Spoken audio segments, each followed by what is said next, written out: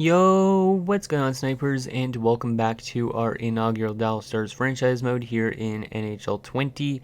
So this is the second pre-recorded episode. There's going to be 3 more after this, just so you guys know, because of the coronavirus. So anyways, let's get into this episode. So in last episode, we had the off-season portion. We did only make one signing, which was a depth guy, and I was picking up Luciano Borsato just to give us a bit more solidity in terms of forwards. Because if somebody goes down, that way we have some more depth. Anyways, let's get started with the season simulation. So we're gonna get all the way up to the start of the season first, and take a look at what our lineup looks like, because we are still technically in the off season at this stage. Just because this is literally where I just finished off the last recording. I'm recording back-to-back episodes, trying to record all of them as much as I can. Okay, so we should be getting close to the preseason and being able to take a look at our lineup. So let's take a look at the owner goals for the season. And the first one, he wants us to improve our top 4 defensemen to be a serious contender. Okay, and the rest don't really matter that much. Okay, let's take a look at our lineup and make some adjustments. So scratched wise, who do we have currently? Borsato and Stapleton. That's what I wanted. Okay, good. We are going to have to make a lot of changes with the center core, though, because I'm not playing Trevor Wong on the 4th line, because that's a no-no. So what we're going to do is we're going to play Broughton on the left side. Gagne is going to go down to the 3rd line. Now, let's see. Lundell goes up. Gilchrist goes down to the 4th line. Wong's got 77 faceoffs, Lundell's got 78, so we will put Wong as a right winger. Dave Gagne is okay at center. Clyde is a right-handed shot. Damn, this team is a bit too deep. What do I want to do? Because this part has minus line. I could do that, but I don't want to play Wong down there, really. I could always go like this. No, I think I might just leave it like this, even though this part's minus. But our team is actually really stacked to, like, holy crap. Like, the additions of Wong and Lundell to this lineup, like, everybody in our top 9 is above an 84, and our 4th line is pretty solid as well. Like, if we don't have a good season simulation, I'm going to be really surprised. And then our defensive core is pretty solid as well. It's not like the best defensive core, because Babbage has dropped off a lot since last season, but it still looks pretty good. And goaltending wise, Nabokov is listed as a backup, so he will be the starter by next season, because Wackluck, I gave him a 1-year contract. And yeah, our depth is even good, so I think we're going to be a pretty good team this year. Actually, we should call up Grant Jennings from the AHL for our depth defenseman spot, just because if we have an injury on defense, I'm not putting in a forward. I don't like doing that. So we'll call up Jennings. We let go of Ludwig in the offseason just because Jennings is younger and better overall-wise, so I thought Jennings would be a better depth guy to have. Let's just go best lines in the AHL and go back to the NHL and go back to defense. Or actually not, and don't worry about that. Yeah, okay, so our depth is looking pretty good now. Let's go down to the AHL. Let's take a look at what we got down there. Pretty good squad as well, a lot of 70s. Some prospects like Kessel, who we drafted way back in the 7th round of 2020. So some guys are getting their chance. Robert Berglund as well. Goalie-wise, Vokun is already listed as a backup goalie, but he will come into the NHL next season. And then, how about defensively? What do we got? Not a whole lot at the moment, but we do have a good defensive prospect that we just drafted in last episode as well that will be in the NHL probably within a few seasons if he gets some good growth. So anyways, let's get started with the season simulation. Our team looks really stacked on paper, I think, but I don't know how we'll simulate because this division is usually pretty up in the air. Like, sometimes we simulate well, sometimes we don't. The first 2 years were both learning processes, but then the 3rd year was a really good year for us. So let's save this quickly just so we have our lineup set. And yeah, then we'll get started with the season simulation. We'll probably go up until, I'd say, January the 1st in this episode, and then we will have the trade deadline and all that stuff in next episode, just so you guys can kind of have a little break in between those episodes still. because I don't like doing a full season simulation in one episode, because it makes it seem like I'm trying to rush it, which I'm not. Even though the next episodes are going to be pre-recorded, and you guys won't have suggestions for trades or not. Okay, so promotional nights I don't really care about. But yeah, this team should be a playoff team. If we're not a playoff team with a roster like this, then I am really concerned.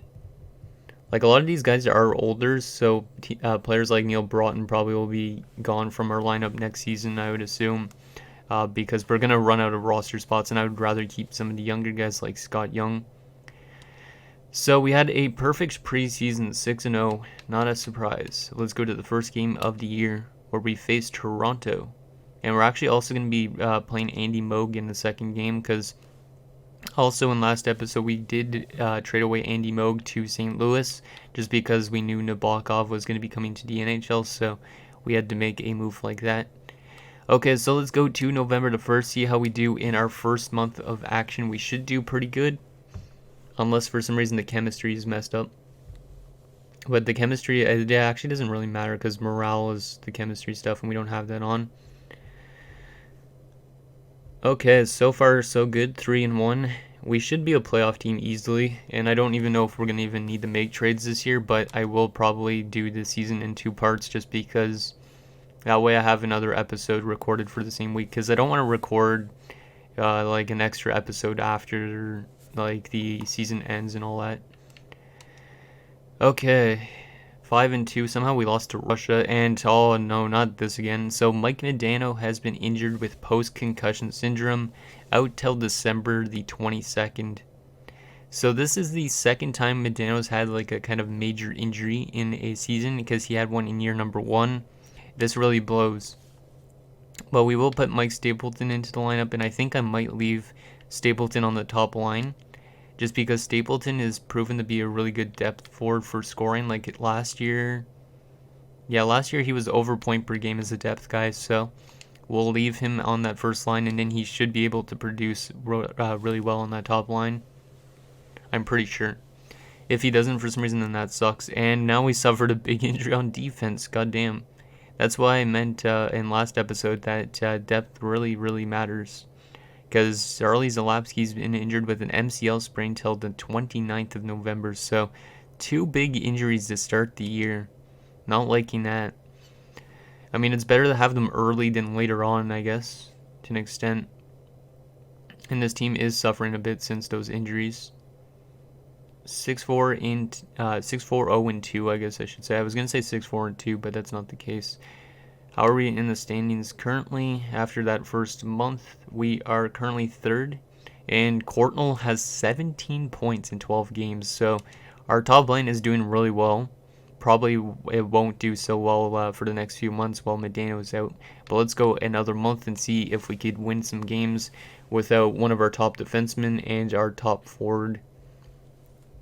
But Modano might be one of these guys that eventually, like, I want to keep him around here as long as possible. Like, I think I might still keep him until retirement, but it's going to be hard too with guys like Wong and Lundell. And now Matvichuk has suffered a mild concussion. Jeez, we're going to have to play a forward on defense, which I don't really like doing. I don't know why this team is suffering so much injuries early on. Like, I have the injuries set to like 9 out of 100, I think, and yet they're still being a pretty big factor. Game against Germany was not off to a great start, and they beat us somehow. Kind of a back and forth season so far. Matvichuk is back, which is great, because he is one of our better younger defensemen. So who was the depth guy? It was Borsato, because he's a forward. But I guess it makes sense to put Borsato as a depth defenseman to an extent, because he is a two-way forward, so it's not that bad. We just won against the Sens 6-1, so we're beating teams that we should beat, which is good. We're just losing to teams like Germany, which is kind of a weird one, because Germany shouldn't be that good, but who knows? They actually are doing better. Like, they're doing good in the division. And what the hell was that? Okay, some random fake account tried to add me as a friend really while I'm recording. That's the first time I've actually ever had that. Because it's probably one of those damn sex bots that send you messages on Xbox Live. Who was it that was back? Was it Zalapski? Yeah, it was Zalapski, okay. So yeah, that was a little weird. Okay, so Zalapski back into the lineup. Our defense looking better. And hopefully Medano comes back somewhat soon. I think still not for another month. 12-6-2. And we lose to Winnipeg. Game against Toronto, we lose as well. So we're on a 3-game losing streak, which is not good. And last game of the month is a 4-4 tie. So 12-8, 1-2. How are we in the standings? We are currently third behind the Blackhawks, and the Germany Eagles are now in first. Wow. And you can see our division is still really stacked because last team has 20 points, the top team has 27. And the worst team is Detroit at the moment, which is really, really surprising. The first line is actually still doing really well without Mike Medano, so I'm assuming Stapleton's putting up some points. Okay, so let's go another month. Medano should be back closer to the end of the month, I think it was. And then hopefully our team starts to gel a bit more. So yeah, we're only going to go up to January the 1st, I think, in this episode, or we might go to February the 1st, depending on the time of the video. And there's another loss. And then we get our first trade of the year, I think. I didn't actually look for trades so far, but Chris Joseph, a 3rd and a 5th, head to LA for a 1st and a 3rd. So I don't know how Chris Joseph could fetch a 1st, but okay. Because that guy was like a top 6 defenseman in his career. But I think he was a pretty high up pick, if I'm not mistaken. And his team is struggling now, which is not good. Not with how deep this division is. But we do beat Pittsburgh, which is good. And can we beat Toronto? We tie with them. So I'll take a tie over a loss.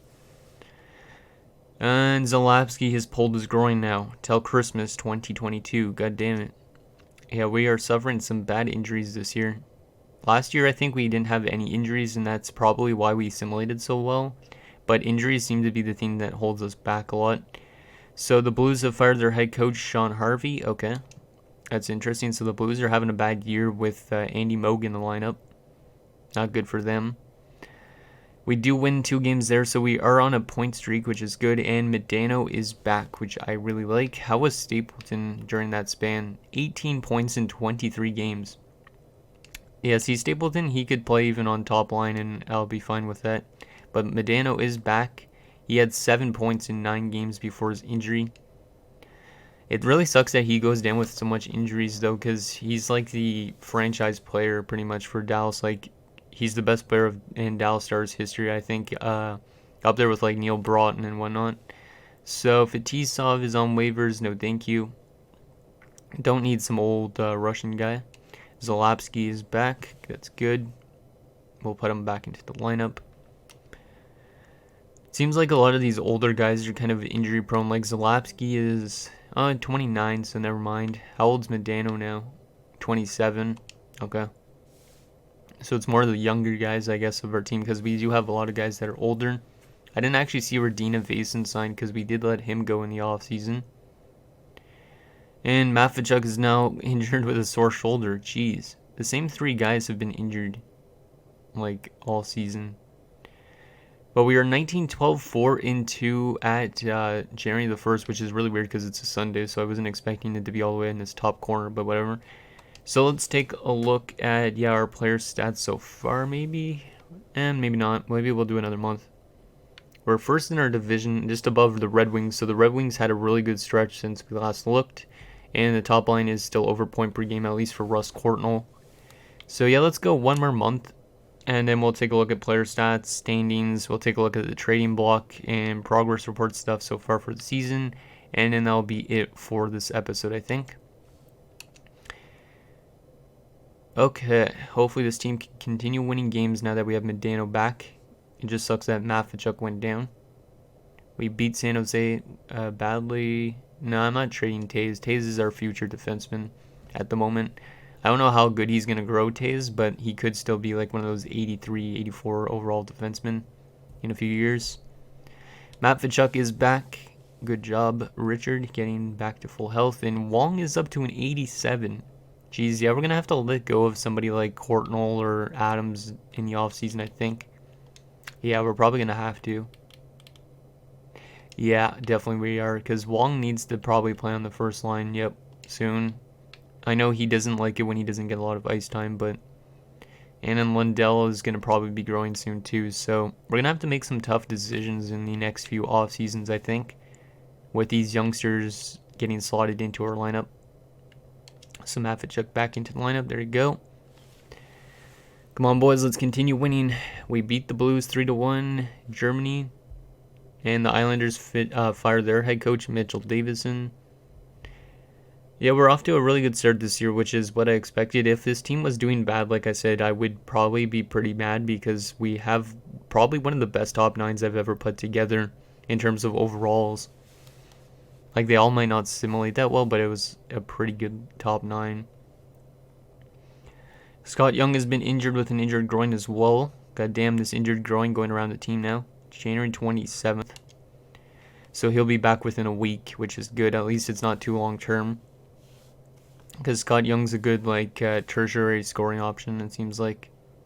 And we beat the Blues. So Scott Young should be back for this last game of the month against Hartford. Yep. He actually used to play for Hartford, I'm pretty sure, as well. And Wong's up to an 88 now. He's got 28 points in his rookie season, and 24 of them are assists. Jesus, this guy's a really good playmaker. Okay. So we'll take out Borsato, and we'll put back in Young. There you go. Okay, last game of the month. Let's get to that. Hopefully we can beat Hartford and get our 28th win of the year. And there's a trade. So Sandis Ozolin, Jamie Baker, and Marty McSorley all head to Chicago for Nick Schmaltz, who had lowered his overall and potential, but somehow a team signed him still, and a first-round pick. Wow. That's a lot of players going to Chicago, and they're going to be definitely scary since they're in our division. And Dave Babich has been injured with a concussion till Valentine's Day, which sucks. No, I'm not trading Taves, and we win that game as well. So 28-15, 4-2 at February the 1st. Really good record, really good start, which was expected. We are first in the division by 7 points, and we only have 49 games played. The next best teams, the Flames and the Oilers also have 60 points, same with the Penguins. And the Devils are crazy good this year. 69 points in 50 games. So Marty Brodeur is probably going to win the Vezina this season if they keep it up. So that's scary. And the Rangers also have 61. So our division is actually one of the weaker divisions, it seems like, right now in terms of simulation. Let's take a look at player stats so far for the year. And we'll take also a quick look at like how our power play has been doing so far, just in case we want to make any changes to that. We'll take a look at the trading block, and then that'll be it for this episode. So Neil Broughton, 33 points in 49 games. He is a minus 12. I don't blame him really, though, because he is getting older. He's 38, so he should be retiring soon. Medeno's got 30 points in 26 games. Jeez, if he was only healthy for the entire year so far, he would probably have close to 40 goals already this season, which is ridiculous. Wong's got 28 points. Lundell's got 20. Stapleton, 18 and 23. Gilchrist 17, and Borsato had nothing. Left wing wise, Greg Adams is just under point per game with 48 points. Klatt 26, Gagne 23 points, and Pearson's got 12. Right wing wise, Courtnall's got 66 points. He's going off. And Scott Young's got 30 points on that third line. Mike Craig's got 13 points on the fourth. As for defense, Cavallini's got 25 points. Babbage has got 21 and 49, even though he is getting old and dropping off. Hopefully he comes back from his injury pretty soon. Yeah, I think he does in like just under 2 weeks. And then Darren Hatcher, 19 points. Matvichuk, 18. Zalewski, 9. Ledyard, 7. And Grant Jennings even put up 6 in 19 games. As for our goaltenders, Wackluck is 18-9-1 with a 4 shutouts at 909 save percentage and 2.73 goals against average, while Nabokov in his first season as a official NHL goalie is 10-6-1 with 1 shutout and 908 save percentage and a 2.75. He's had a pretty solid career so far, 15-8-1. Okay. Let's take a quick look at the AHL just for who's leading us in points. Tanner Hero, okay. Yeah, it doesn't really matter that much. Goalie-wise, how about Vokun's been really good, and Landon Bow's played a decent amount of games. Okay. Let's take a quick look at those standings and team stats just to see how we've been doing. So at the moment, we are averaging 3.41 goals per game, which is currently one of the best in the league. Not the best. New Jersey's the best offensive team, and the best defensive team currently is LA. New Jersey's second best, and we are nowhere to be found. So we're not really a good defensive team, it seems like, but we're good offensively. Actually, we're right here, so not horrendous defensively. Power play percentage is around average, I think. No, it's not that bad, actually, 19.3%. So our power play has been doing well. And our penalty kills at 81.9, which is not really that good. New Jersey's the best penalty killing team, which makes sense in this stage in real life because they were a really good defensive team. And shorthanded goals, they're the best as well. Okay, we're one of the best actually in shorthanded goals as well. We're third, or tied for second. Okay, let's quickly take a look at the trading block, and then we could see if there's any trades we want to make for next episode, and then I'll be it for this video. Let's take a look. Even though you guys can't suggest any trades for next episode, I will take a look and see what there is, and I'll try to make trades as reasonable as possible, if we do make any. So Anaheim has some veterans on the block, so that's a good sign if we want to make any. If we want to make this team even deeper, but I don't think we want to bring in any of those guys. There's also these guys. Yeah, there is some veterans, some younger prospects. Definitely stuff to go after. I don't know who I'm going to go after if I do sign somebody at the moment.